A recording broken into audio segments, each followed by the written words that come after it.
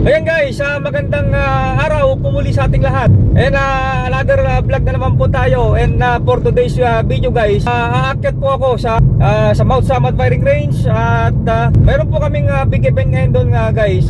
Ito po ay yung second na Bataan Level 3 Invitational Shooting Competition.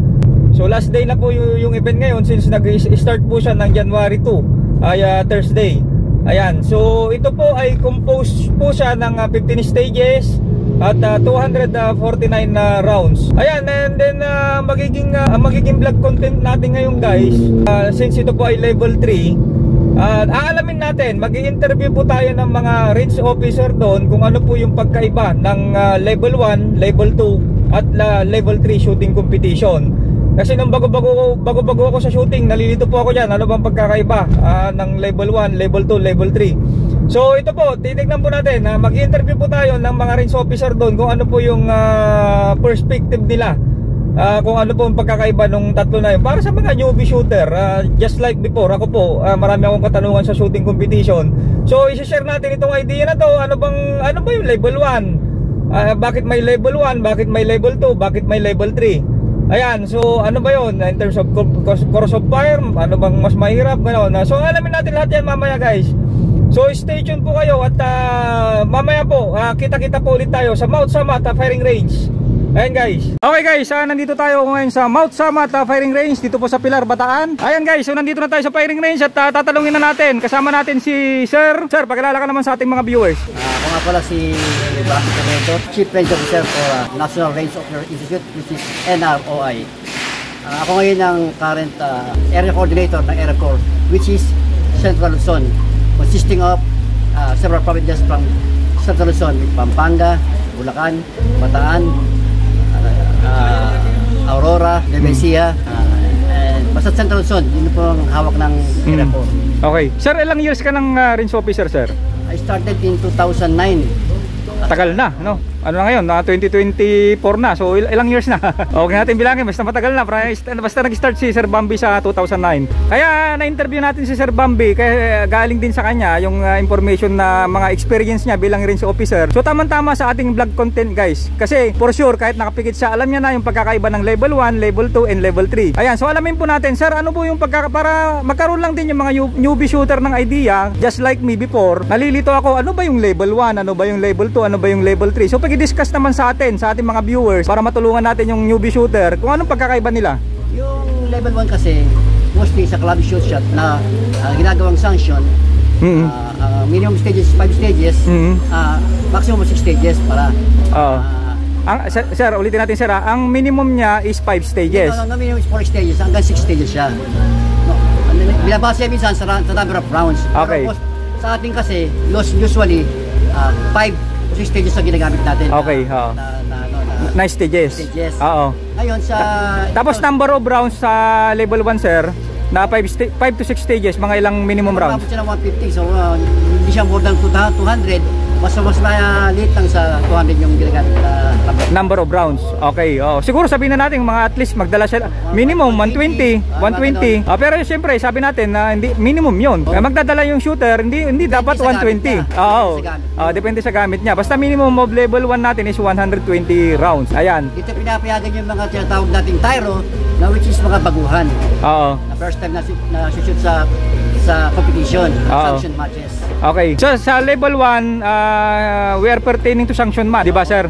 So yung mga tyro, sige, nabanggit mo sir yung tyro. Ano ba yung tyro? Pwede ba natin laruin siya, papalaruin yung tyro natin sa sanction match? Naman kasi yan naman ay train na naman bawat gun club. Kasi hindi ka naman din makakasali sa PPSA sanction match kung hindi ka member na isang gun club. Na isang gun club. Kung hindi ka naman member, pwede ka sumali, pero kailangan mo pakita ng mga na ikaw ay isa ring shooter. Okay, so tyro shooter guys, tyro shooter na member siya ng gun club ay pwede na siyang palaruin sa sanction match with the guidance of range officer.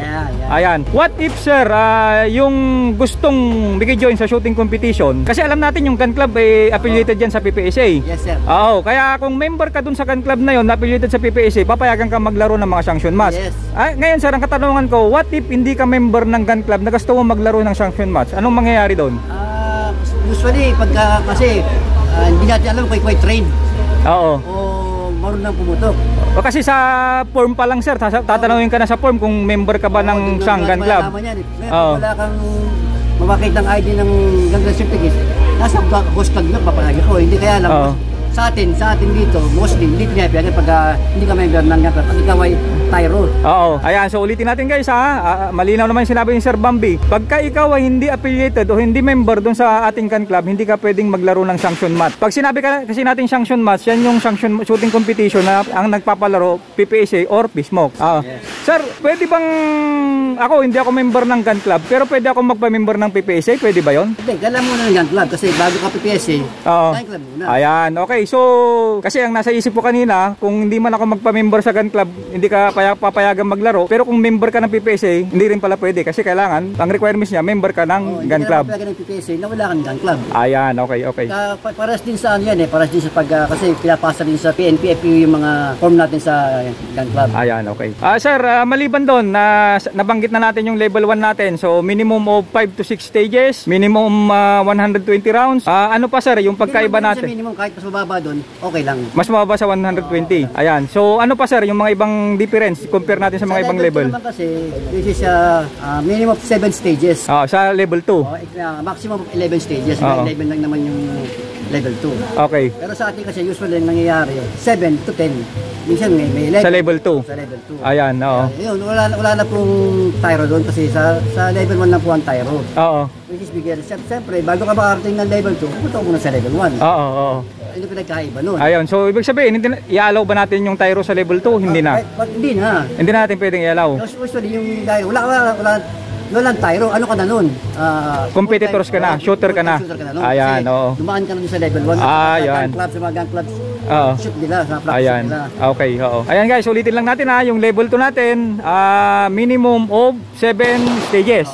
Up to 10 stages. At saka required, meron tayong chrono ron. Hindi man mandatory, pero usually, ilalagay tayo ng chrono. Ayan, okay. Okay guys. So, yung ating isang vlog na chrono, panoorin niyo po 'yon, yung binabanggit ni Sir Bambi. Pag sa level 2, mandatory po yung chrono. Hindi naman mandatory. Hindi ba? Required. Required siya, pero hindi siya mandatory. Ayan, okay. So, required yung chrono sa level 2, hindi siya mandatory. So, ibig sabihin nun, ano ba ibig sabihin nun, sir? Mayroon lang specific na ano lang?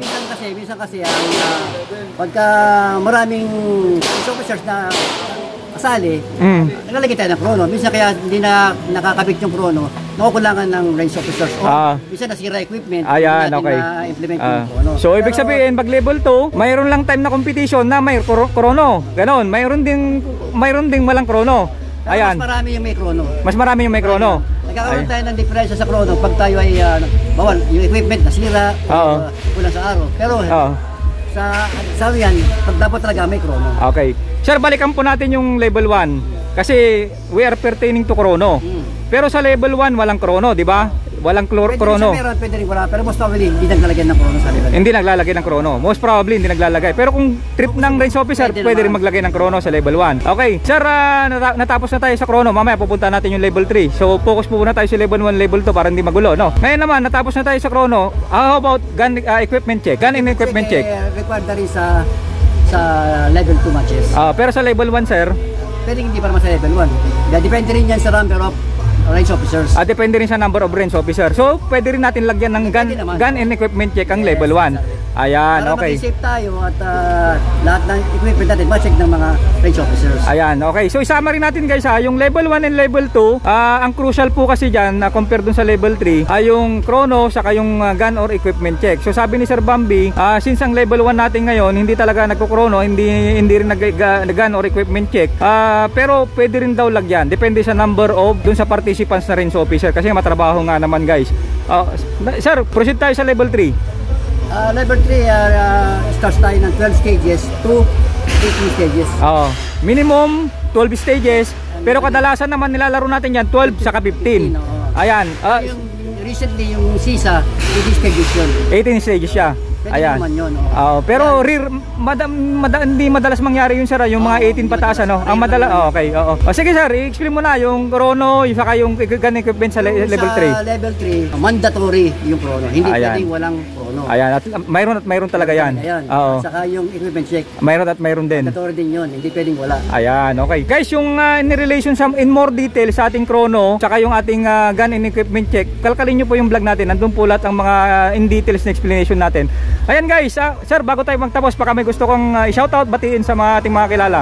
Binabati ko na yung batas para successful event na naman ito. Ayaw, itong second bataan, level 3, invitational shooting competition. Ayan, mabuhay po ang mga... Sir, the range officers. Ayan, so, sir, thank you very much sa pagkakalak na ating vlog interview. Maraming salamat po. Ayan. Thank you. Ayan.